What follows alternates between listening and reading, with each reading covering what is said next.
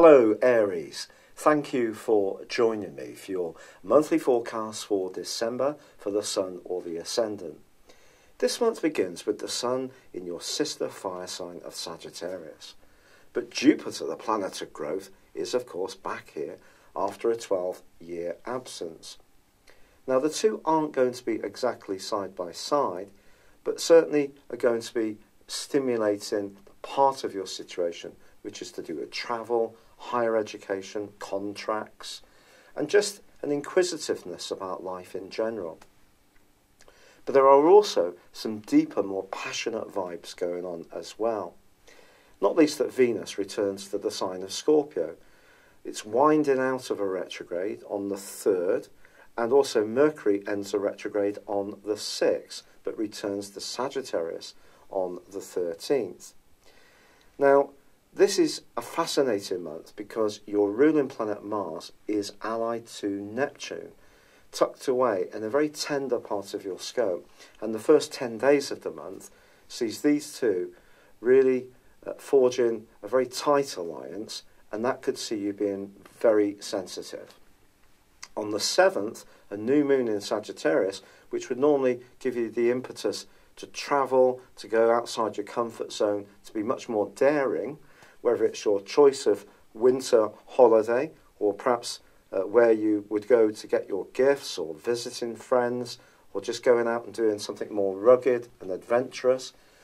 Well, this particular new moon could see you checked a little bit. There could be a sense of frustration if things that are important to you aren't going at quite the pace you would like. And it's understandable because for the following month, as this influence is in play, there is a potential for misinformation, or for people that you want to come through and tell you how they're feeling, they may seem to be secretive, unavailable, and that can be difficult. But once Mercury returns to Sagittarius, from the 18th to the 24th, it is combining with Jupiter. And this is a very lucky aspect. And if you are trying to tie down some kind of deal, if you are a business person, or you're trying to gain your Christmas gifts within your budget, your enterprising approach, imaginative approach, could see you really have some success. This could be, for example, booking a holiday, a last-minute break in the sun or snow and getting a whopping discount. Jupiter is definitely a planet which can give us the potential of an upside. On the 22nd, however, the Sun returns, as it does each year, to the sign of Capricorn. And the fascinating part of this is that by the end of the year, it's going to be forging a closer or a more in-touch relationship with Saturn, the ruler of Capricorn, which is very much about structure. And this can see you thinking a lot about your New Year's resolutions, and particularly around goals and ambitions for next year. Now, we all have different hopes for each year. Some people, it can be, if we've lost people, we're looking for a more optimistic new beginning. If it's to do with health, we're wanting to be much more virtuous about an approach which is not necessarily good for us. But in your case, I do feel those ambitions are really going to start to firm up. But with Mercury also forging into a very positive alliance with Uranus back in your sign, with Uranus in the last few days of this year, I do feel you should be very open-minded about the type of opportunities, especially around employment, that you might pursue. On Christmas Day itself, the moon is going to be in Leo, which points towards the potential for sociability. But I think the most significant influence of this whole month, ironically, probably comes on its last day, because that sees Mars just on the cusp of returning to your sign.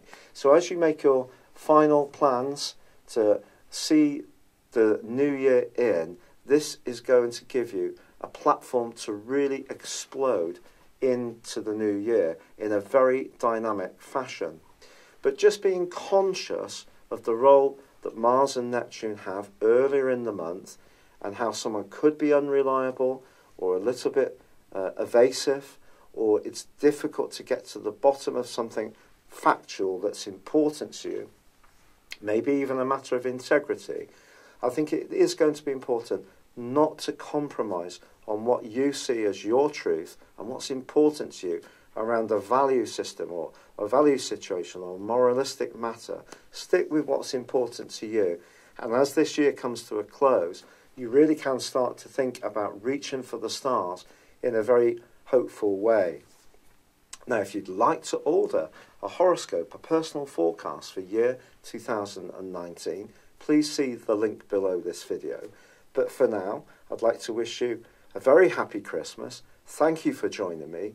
Please like or comment on this video, or if you've yet to do so, please do subscribe to this channel.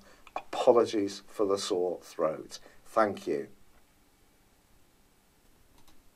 Hello, thank you so much for watching my video. I'd love you to join me at my Horoscope Ace app.